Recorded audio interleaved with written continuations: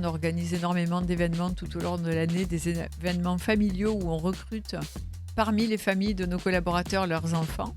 Et quand les parents partent à la retraite, on les réembauche à mi-temps pour mentorer les jeunes, qui sont souvent leurs enfants C'est d'ailleurs, génial ça.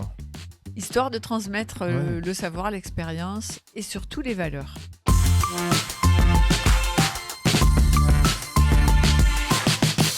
Comment réussir les transformations au sein de son entreprise? Et voilà, des dirigeants, des dirigeantes d'entreprise sont là, présents tout au long de la journée dans ce studio installé dans le cadre du 9e congrès de l'entreprise du futur, ici à la LDLC Arena à Lyon, pour livrer tous leurs secrets. Et on compte justement sur les secrets de Geneviève Melconian. Bonjour Geneviève.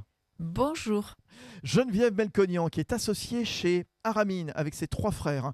Aramine, c'est une boîte exceptionnelle. On est un peu plus au sud, on est dans les Bouches-du-Rhône, Aix-en-Provence.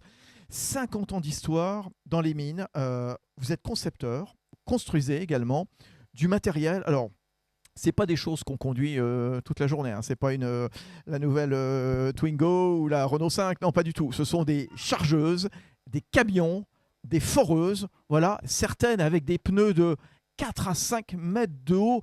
Et vous vendez dans quasiment 100 pays, 88 pays exactement.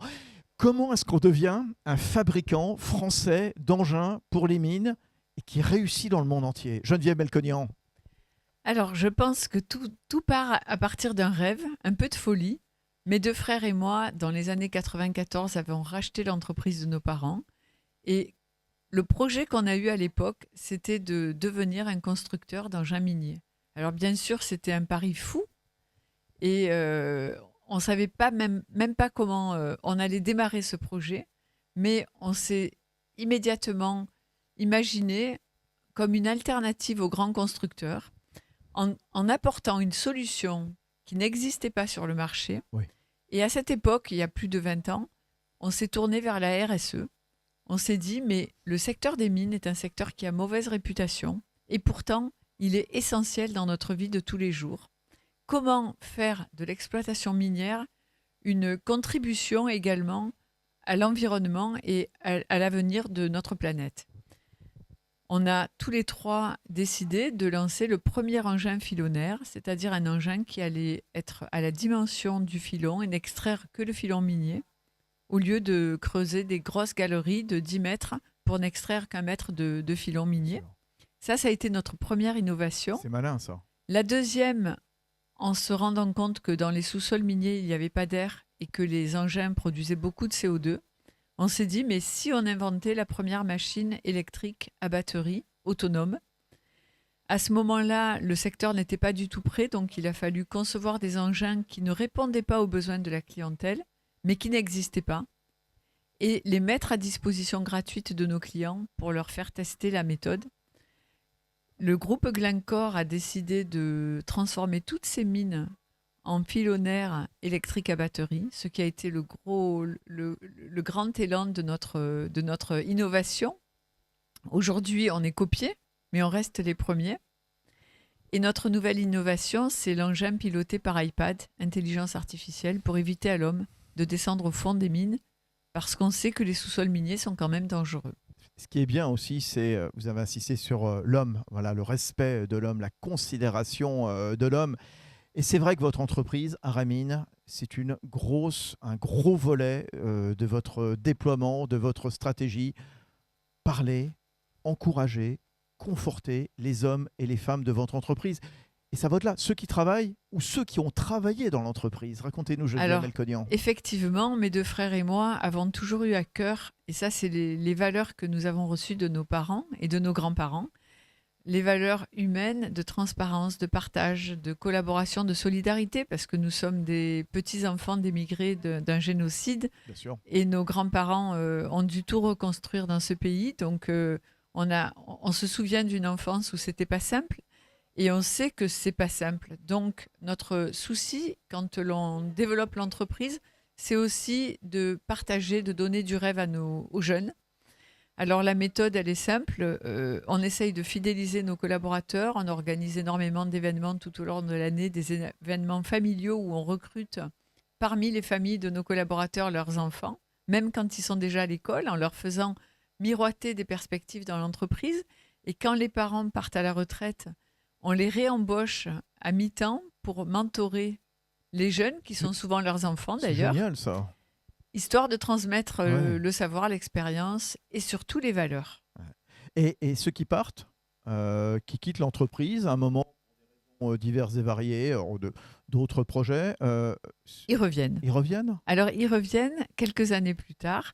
Et pour nous, c'est une chance parce Ouais. qu'on les a formés. Ouais. Ils sont allés apprendre ailleurs. Ils reviennent et ils nous ramènent également en complément de ce qu'on leur a donné, ce qu'ils ont appris par ailleurs. Et l'an dernier, il y a 2 ans, pardon, on a décidé d'ouvrir le capital de l'entreprise à tous les collaborateurs. Et on a 60 collaborateurs actionnaires et l'action est passée de 1,50 € à 5,10 € Ah, en très peu de temps, puisqu'on a fait une croissance assez bien sûr. exceptionnelle. Voilà, tout ça, ça fait partie de notre envie de nous projeter avec ceux avec lesquels on a démarré et tous ceux que l'on accueille au fil des années. Et ça, c'est le propre aussi d'une entreprise familiale créée il y a 40 ans. C'est Jacques et Angèle, hein, vos Alors, parents. mes parents, Jacques et Angèle, Et puis maintenant, les deux frères, j'ai dit trois tout à l'heure, mais enfin, c'est une fratrie de trois Marc et personnes, Marc et Christophe. Christophe, bien sûr. Vous avez racheté la boîte en 94 à vos parents. Qui fait quoi dans la boîte entre Geneviève, Marc et Christophe? Alors, ça a été très simple. Marc, quand on a fait ce rêve d'être un constructeur d'engins, Marc s'est proposé comme celui qui allait porter ce projet et je dois le remercier, le féliciter parce que c'est le projet quand même le plus compliqué que de se lancer dans la conception, la fabrication, l'assemblage d'engins dans un pays comme la France où le savoir-faire n'existe pas Bah non. et où les coûts de main-d'œuvre ne sont pas les plus bas. Donc, un petit clin d'œil à Marc pour son courage d'avoir entrepris. Alors, Marc, il conçoit. Christophe, il fait quoi dans la Christophe boîte? s'occupe de toute l'internationalisation, le service Oui. après-vente, la clientèle, les filiales, Ouais. le réseau de distribution. Ouais. Donc là aussi, c'est compliqué puisqu'il est presque jamais en France, Oui, oui, tout le temps dans un avion. bien sûr. Et Geneviève, Et alors? moi, bah, écoutez, j'ai de la chance parce que je m'occupe de la finance, de la stratégie, de la RSE, des RH, de tous les services supports qui permettent à mes 2 frères de développer leurs idées géniales. Quel conseil vous pourriez donner justement à ceux qui ont une boîte familiale, qui travaillent en famille, justement, de bien répartir comme ça les rôles entre chacun et chacune? Alors, je ne sais pas, parce que chaque C'est histoire... facile de travailler en famille ou Alors, pas? chaque histoire est Parce qu'il différente. y a- à un moment, il y a des brouilles nécessairement. Alors, je vais dire que notre histoire, elle est peut-être plus simple que d'autres, parce Oui. qu'on a grandi tous les 3 chez nos parents Oui. avec cette projection qu'on allait un jour reprendre cette entreprise, et peut-être que dès le départ, on s'est tous les 3 Forgé là-dedans. forgés Ouais. et formés par rapport aux missions que l'on aurait. Ensuite, on est une deuxième génération qui, en même temps, en est une première, puisque le métier que l'on fait aujourd'hui n'est pas celui de nos parents. Tout juste. Donc, je pense que c'est quand même beaucoup plus facile pour nous. Et je n'ai pas de conseils à donner parce que chaque entreprise étant différente. Bien sûr. euh, Et quand il y a un sujet à trancher, clairement, voilà, c'est un Alors. moment entre Marc, Christophe et vous, et ça peut arriver, j'imagine, des différences de stratégie, etc., autour de la table du conseil d'administration. Qui c'est qui tranche? Alors, en réalité, c'est la solution qui tranche parce que nous avons tous les 3 des convictions, une force Ouais. de caractère Ouais. incroyable. Ouais. Et donc, c'est pas une personne qui va trancher, mais la meilleure solution qui va prendre le dessus sur Bon. les 2 autres. Bon, c'est bien de travailler en famille quand même. C'est super. Il y a des enfants qui s'apprêtent à prendre la suite. C'est compliqué à dire Ouais. aujourd'hui. Moi, les 2 miens, ma fille est docteur en neurosciences, mon Ah. fils est entrepreneur déjà. Oui. Mes neveux sont juste un peu plus jeunes, donc ils ont tous envie, comme mes enfants avaient envie, mais après, leur voix... J'entends, mais ça se prépare aussi. Hein, travailler comme ça, reprendre une boîte familiale, c'est pas juste comme ça. C'est pas parce qu'on ne porte le nom Melconian que mais- de toute façon ça va être un gage de réussite. Voilà, il faut une phase de préparation. Bien il faut sûr, aller faire alors, des études. Voilà. tous les enfants viennent les étés, mais tout autant que les enfants des Bon. autres collaborateurs. Ouais. Tous les enfants de l'entreprise Tout à fait. sont les bienvenus. Voilà. Bon, en tout cas, c'est formidable. Aramine, à Aix-en-Provence, formidable boîte. On était content de vous recevoir, Geneviève Melconian, ici à l'entreprise du futur. Voilà. Et moi, je suis ravie de découvrir l'entreprise du futur oui. parce que c'est un véritable laboratoire pour faire grandir notre Il n'y a entreprise. rien de mieux pour échanger, pour discuter, Merci pour confronter. infiniment. Voilà. Non, Merci ils sont infiniment. formidables, Alban Guyot et toutes ses équipes. Et puis, c'était une année importante, l'année 2024 pour vous. Je vous souhaite un bon anniversaire, je n'en dirai pas plus. Et vous êtes formidables. Merci Geneviève Melconian. Merci d'être à vous, venue. Fabrice. À bientôt. Merci.